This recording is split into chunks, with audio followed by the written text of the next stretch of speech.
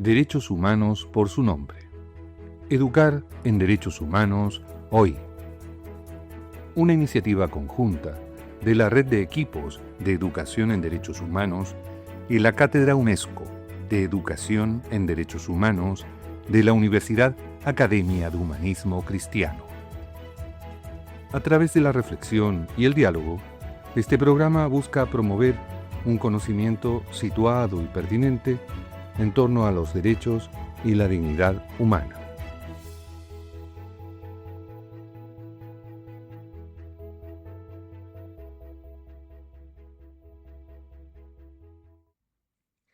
Les damos la bienvenida a nuestro cuarto capítulo de Derechos Humanos por su nombre, Educar en Derechos Humanos hoy.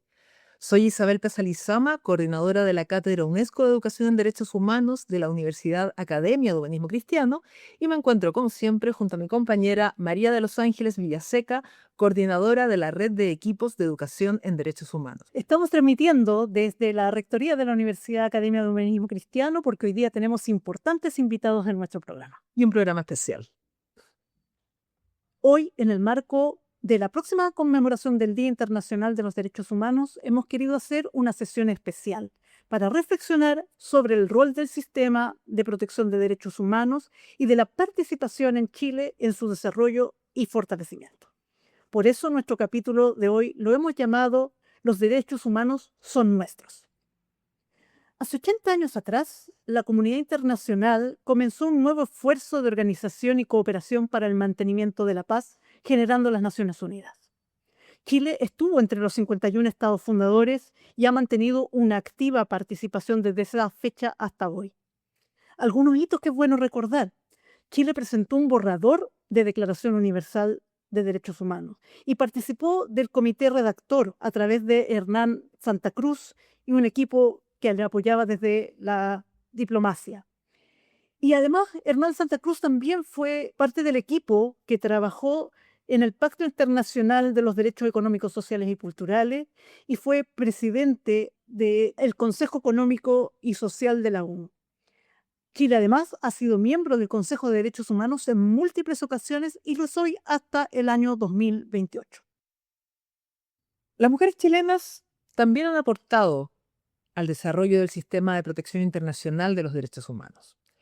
Magdalena Sepúlveda Carmona fue la relatora especial de las Naciones Unidas sobre la extrema pobreza y Soledad Cisterna Reyes aportó a la elaboración de la Convención de Derechos de las Personas con Discapacidad e integró el Comité sobre los Derechos de las Personas con Discapacidad entre 2009 y 2016, espacio que presidió por varios años. Además, recordemos a la expresidenta Michelle Bachelet, que dirigió ONU Mujeres y fue alta comisionada de Naciones Unidas para los Derechos Humanos. A nivel regional tenemos a Cecilia Medina, quien fue jueza de la Corte Interamericana de Derechos Humanos y además la primera mujer en presidir ese organismo. También han sido jueces de la Corte Eduardo Biogrossi y Patricia Pérez Goldberg, quien está aún en ejercicio en dicho cargo. Podríamos continuar haciendo menciones, como la importante participación de nuestro país en el Acuerdo de Escazú, pese a que luego tuvimos dificultades para concretar su firma. Lo que buscamos destacar con esta reflexión es que Chile no solo ha sido un miembro de la Organización Multilateral de Protección de los Derechos Humanos, sino que ha sido un actor relevante, activo y propositivo en el desarrollo, definición y garantía de derechos. El derecho internacional de los derechos humanos es una legislación que nos pertenece, no solo porque hemos adherido a ella, sino porque hemos contribuido a su construcción. Por lo mismo, es preocupante la situación actual de ataque económico y político que se está viviendo hoy a nivel mundial contra estos organismos que promueven los derechos humanos, así como las renuncias a participar en ello o los actos de cuestionamiento sobre su legitimidad. Estas prácticas políticas no solo están afectando a las instituciones del Sistema Internacional de Protección de los Derechos Humanos, sino también a las culturales, aquellas que resguardan la memoria sobre la esclavitud, que han luchado contra el racismo y que contribuyen hoy a las garantías de no repetición. Hoy queremos dialogar sobre los impactos de estos movimientos a nivel mundial y cómo fortalecer la institucionalidad de derechos humanos para enfrentar los desafíos del mundo de hoy. Por ello, hemos invitado a Yanara representante de la ONU Derechos Humanos en América del Sur. También estamos con el rector de nuestra casa de estudio que nos recibe como en cada programa, el rector Álvaro Ramis Olivo. También estamos con Sandra Piñeiro Fonsalida, jefa de Educación y Audiencias del Museo de la Memoria y los Derechos Humanos. Muchas gracias y les damos la más cordial de las bienvenidas.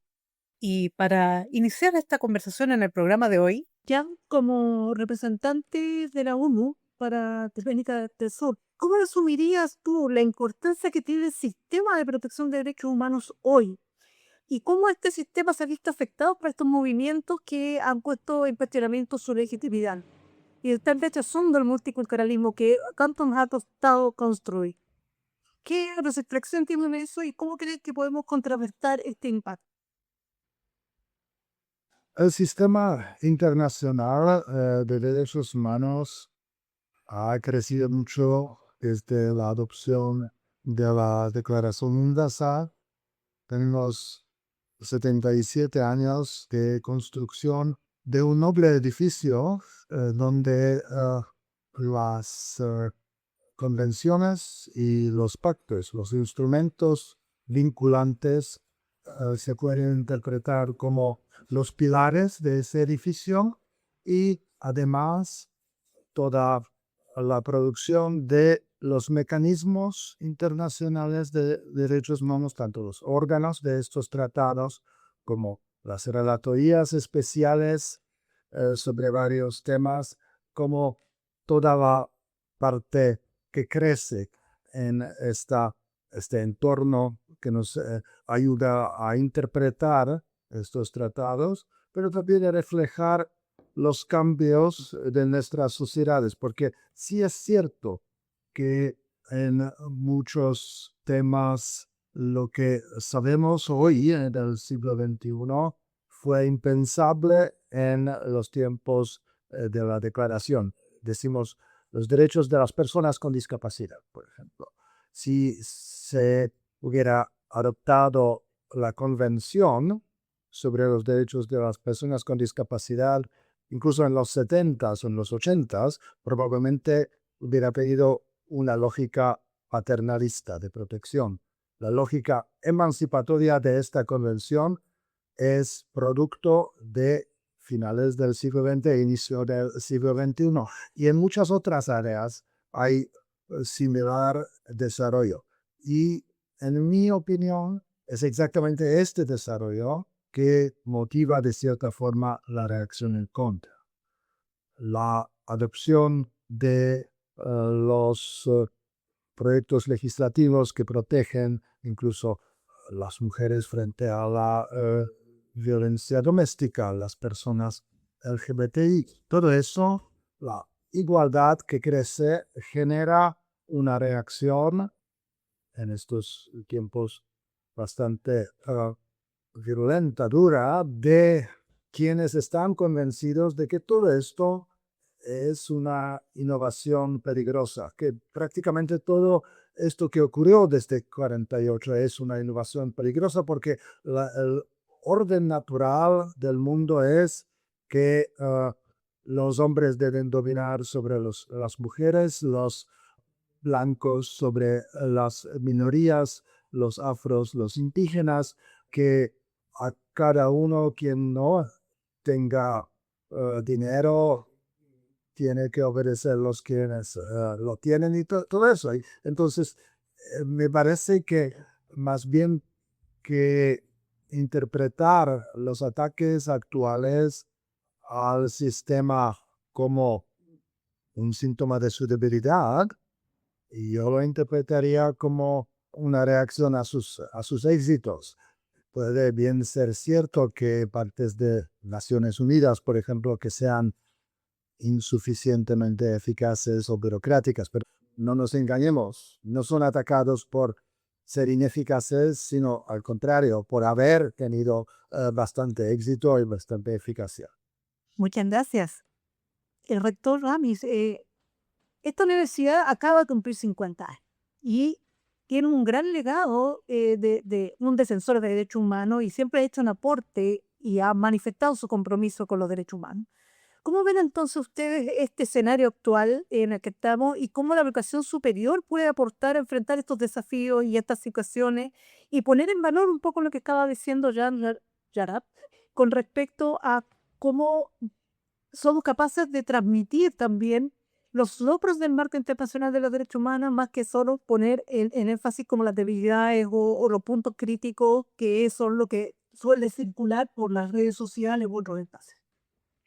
Sí, yo creo que es muy interesante lo que nos plantea Jan, ¿no? Respecto al impacto que ha tenido el avance en materia de derechos humanos, el multilateralismo, la posibilidad de construir un orden basado en reglas que no solamente previene conflictos o trata de mitigarlos, sino también avanzar en derechos fundamentales.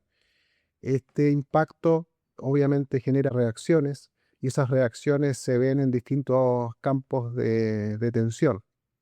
Frente a eso es importante la articulación de la sociedad civil, particularmente en el ámbito educativo. Creo que las universidades ahí tienen la labor clave que tiene que ver con educar sobre derechos humanos para hacer comprensible tanto los consensos básicos que hemos construido desde 1948 a la fecha y que nos permiten tener una arquitectura global de defensa de los derechos humanos cada vez más compleja, pero al mismo tiempo eficaz, y preservar su impacto y poderla desarrollar aún más.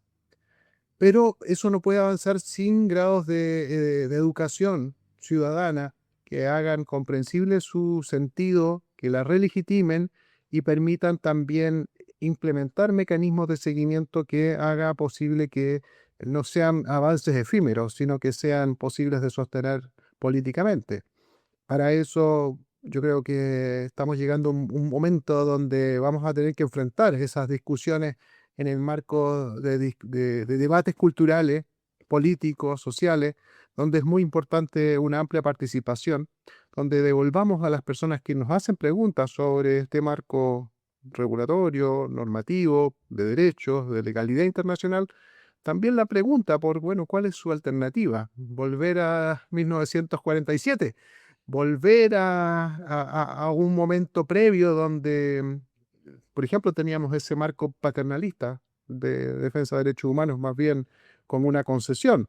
¿O estamos dispuestos a poder profundizar en lo que hemos podido avanzar en los últimos 20 años, que creo que es una perspectiva no solamente, claro, emancipatoria, pero también de progresividad en materia de derechos que van adquiriendo también profundidad y densidad en el campo de la atención a quienes nunca fueron vistos como sujetos de derecho?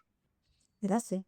Sandra, tú desde el Museo de la Memoria, una institución que tiene un mandato de promoción de derechos humanos, ¿no? Estamos aquí, hemos hablado por la academia, estamos mirando órganos multilaterales, pero también quienes resguardan la memoria reciente o las memorias recientes, porque hay muchos tipos de memoria, ¿no? También han visto ustedes muchos intentos de limitar la acción, lo vimos esta semana, ¿no? Con el rechazo de los presupuestos a los sitios de memoria, recortes presupuestarios a las instituciones que se dedican a esto, que no solo está ocurriendo en Chile, también está ocurriendo en otros países del mundo. Entonces, nos gustaría saber cómo ustedes están analizando también este escenario nacional e internacional y cómo pueden ayudarnos a reflexionar con quienes nos escuchan sobre la importancia que tienen estas instituciones que promueven los derechos humanos desde la cultura. Larga respuesta, pero voy a tratar de contarte en qué estamos. Son 15 años, que son pocos igual para una institución, donde en este trayecto tenemos distintas necesidades de memoria desde la inauguración a la fecha. Ha cambiado las dinámicas de necesidades de memoria y también de demandas de derechos humanos. ¿Cómo nos proyectamos? Bueno, nosotros hicimos una revisión ya hace 2 años de cómo proyectarnos hacia el futuro en base a los contextos que estamos viviendo desde el área y focalizamos un corpus, por así decirlo, de análisis y de promoción que es el diálogo. A partir de cómo usamos los documentos y cómo dialogamos los documentos. Y eso porque hay ciertas amenazas también de pensar que nosotros, como parte de un modelo de justicia transicional, podemos ideologizar y no promover verdad, no promover justicia y todos los componentes de la justicia transicional. Entonces, para nosotros, el llegar a todo tipo de público, ojalá incluso a lo largo de todo el país con diferentes alianzas, tenemos este corpus que es el diálogo y a partir de eso estamos generando estrategias donde estamos llegando este año incluso hasta sala cuna. Con todas las dificultades que ello amerita, llegamos a sala cuna, pero los que estamos llegando son a las familias para hablar de derechos. Porque también nos hemos dado cuenta que hay y que también tenemos que ver de qué manera estamos promoviendo los derechos humanos. Creo que en los levantamientos que hemos hecho con jóvenes fundamentalmente están los enunciados de los derechos, pero no se comprende qué es el derecho. Hay unos niños chiquititos que nos dijeron que el derecho era sentarse derecho, escribir con la mano derecha, o que para tener derechos hay que portarse bien. Entonces, creemos que no solo en los niños, sino que en todos los grupos hay una dificultad en comprender los derechos en sí. Imagínense las estructuras y los mecanismos. O sea, creo que tenemos grandes oportunidades para establecer espacio de diálogo y profundizar y complejizar qué es lo que es el derecho y cómo se vive en la vida cotidiana. Creo que eso es como bien general. Ahora, ¿hay desafíos y dificultades? Sí. Nosotros tuvimos una baja después de pandemia de los colegios, que era como un público muy importante, pasamos de un 48 a un 24,5. Este año se recuperó y estamos superando el 48%. Son estrategias además comunicacionales y de vinculación que se tienen que tomar de generar vínculos. Nosotros no podemos, siendo un espacio de cultura, tenemos que generar prácticas culturales. No el ir a ver la película, no solo eso. Entonces eso implicó estrategias de vinculación con las instituciones para generar permanencia y procesos que nos han hecho también retomar estos porcentajes de visita. Pero también nos preguntamos quién dejó de venir. Y son las instituciones públicas. Son los liceos llamados emblemáticos históricos, que están en una crisis. Entonces también los números nos hacen replantearnos muchas formas de llegar y de llegar también a esos territorios y no solo de recibir a la gente en el museo. Sí, yo creo que hay varias cosas súper interesantes y creo que esta idea con lo que nos abrió ya con la conversación de por qué hemos sido exitosos en el sistema, hay interacciones, porque hemos tenido una evolución que nos hace repensar la forma como protegemos y promovemos derechos.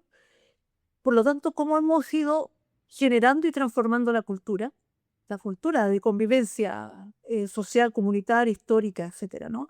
Y obviamente en estos procesos de generar cultura de derechos humanos, la educación en derechos humanos es fundamental.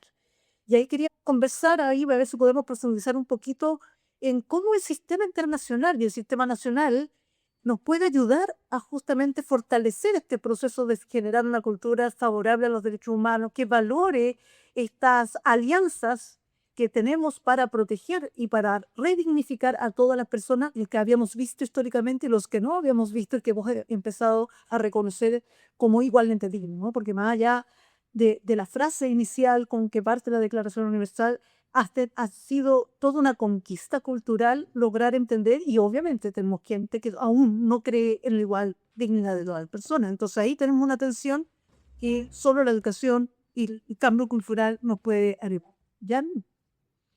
La educación es crucial, la educación en derechos humanos, y yo diría a todos los niveles, desde los niños, pasando por las escuelas secundarias, universidades y la sociedad en su conjunto, incluso la sociedad civil.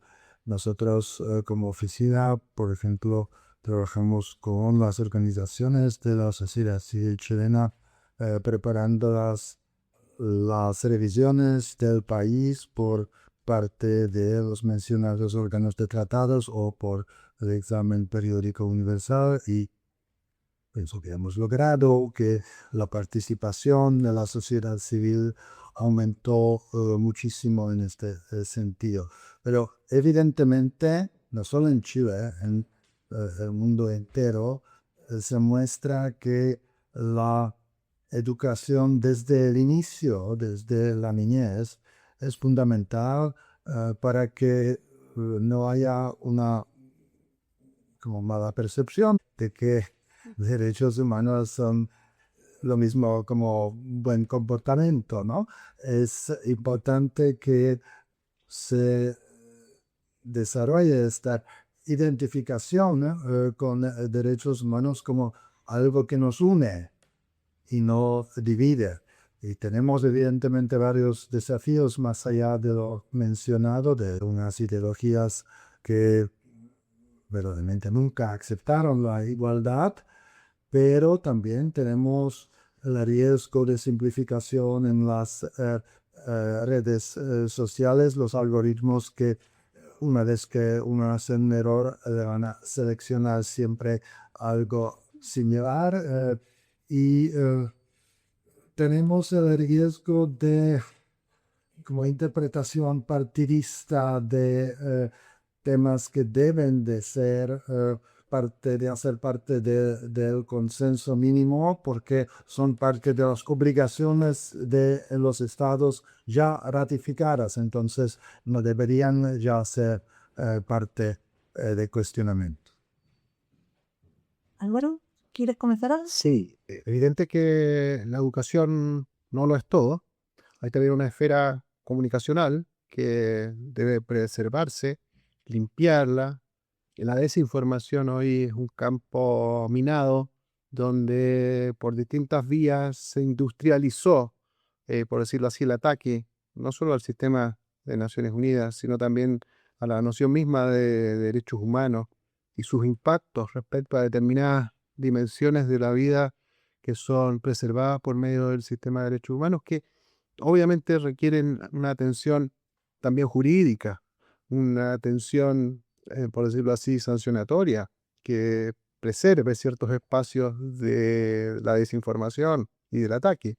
Creo que principalmente cuando eso es una industria que lucra incluso con la desinformación, se debe poner mucha atención. Ahí hay elementos obviamente que tener observaciones. Uno no puede construir un sistema que vaya en contra de la libertad de expresión y que permita preservar otros riesgos en esa disputa, pero sin embargo es necesario establecer ciertos consensos respecto a que las instituciones deben estar ajenas a esa dimensión, sobre todo si son actores públicos, como los partidos políticos, por ejemplo, los candidatos, las propuestas que están en el campo también de organizaciones sociales que, como las empresas, también tienen una responsabilidad social evidente. Otro ámbito que yo creo importante es tener en cuenta los efectos en los niveles de la sociedad civil más pequeña, no solamente de las grandes instituciones, sino también el tejido social que hoy día se ve debilitado. Y eso es particularmente fuerte en Chile. Creo que hemos tenido un retroceso en la asociatividad.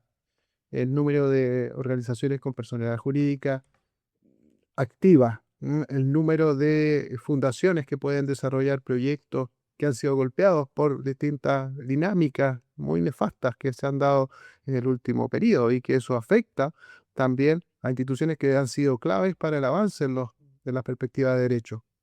Cuando no hay una sociedad civil robusta, con financiamiento, con legitimidad, con accountability respecto de su labor, creo que estamos, por decirlo así, entrando en una dinámica bastante perniciosa porque los poros de la sociedad empiezan a secarse respecto a esas acciones cotidianas que permiten la defensa de los derechos humanos, su educación, la exigibilidad y justiciabilidad de los derechos en el ámbito también cotidiano. La gente no siente que el sistema llegue a su puerta, y por lo tanto empieza a verlo más bien como algo burocrático. Sandra.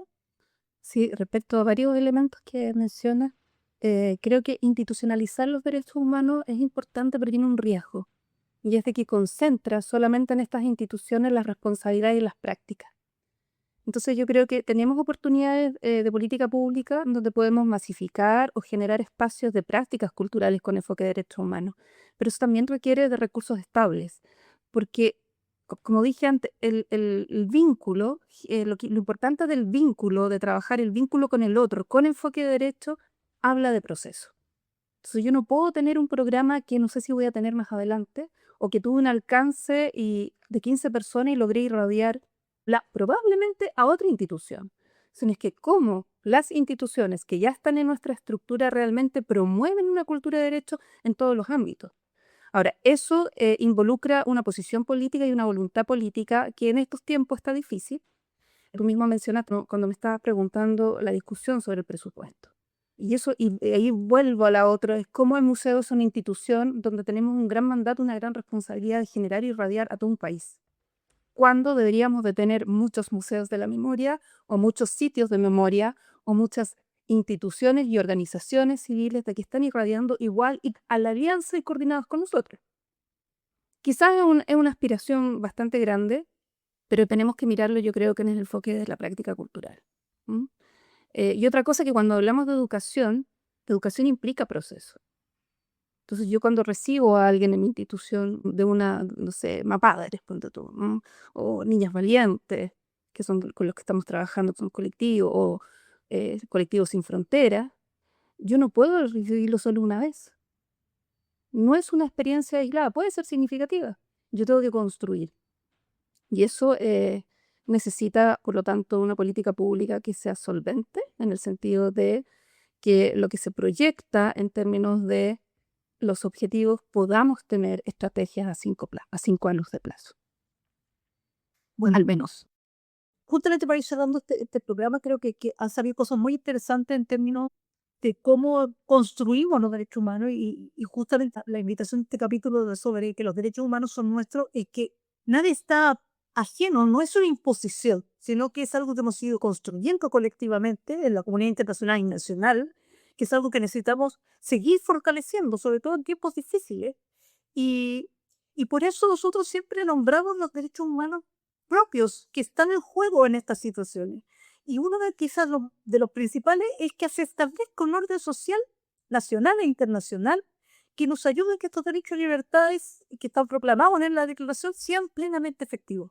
Si no tenemos ese orden nacional e internacional, es muy difícil que cada uno pueda lograr ese ejercicio de derecho. Entonces, reconocer que este es nuestro derecho, que en esta construcción institucional, ¿no? Que no es solo la institucionalidad estatal, sino que la institucionalidad también de la sociedad civil, ¿no? La orgánica con que nos vinculamos es parte de nuestro proceso.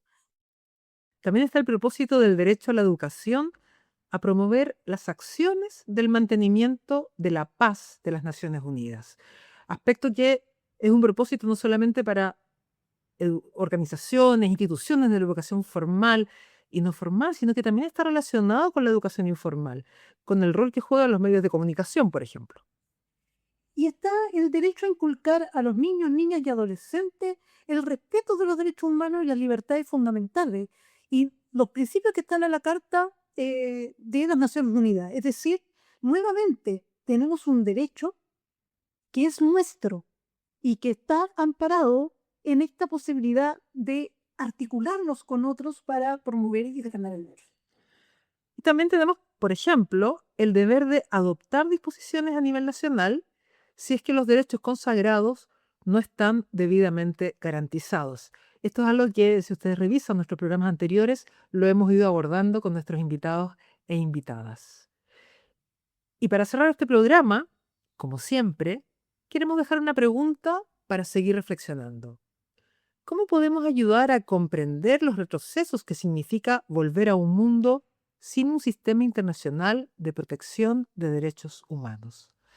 A nombre de la Red de Equipos de Educación en Derechos Humanos y la Cátedra UNESCO de Educación en Derechos Humanos de la Universidad Academia de Humanismo Cristiano, queremos agradecerles su participación y su generosa presencia el día de hoy en este programa especial, además en el marco de la conmemoración del Día de los Derechos Humanos.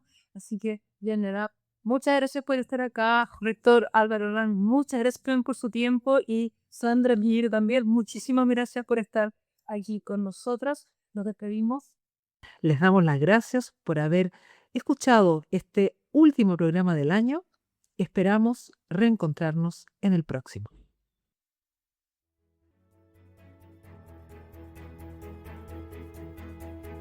Esto fue Derechos Humanos por su nombre.